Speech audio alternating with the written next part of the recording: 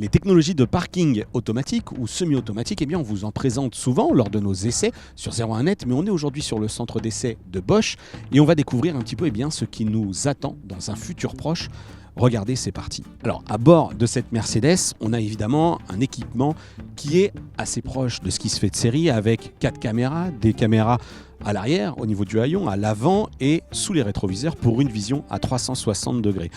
La fonctionnalité ici qui est intéressante dans ce parking, eh bien, c'est que sur cet écran, je vois naturellement les places que le véhicule scanne.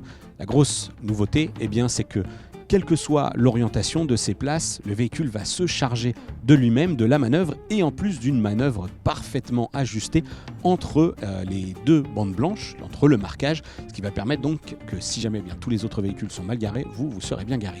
On va essayer.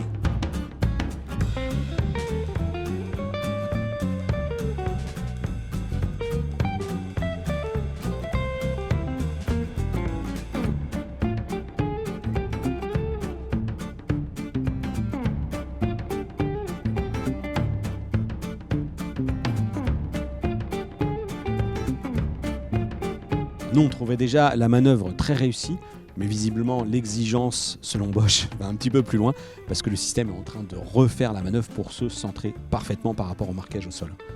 Voilà, la manœuvre est terminée et réussie à la perfection, et on va maintenant donc vous montrer un petit peu ce que voient vraiment ces 4 caméras.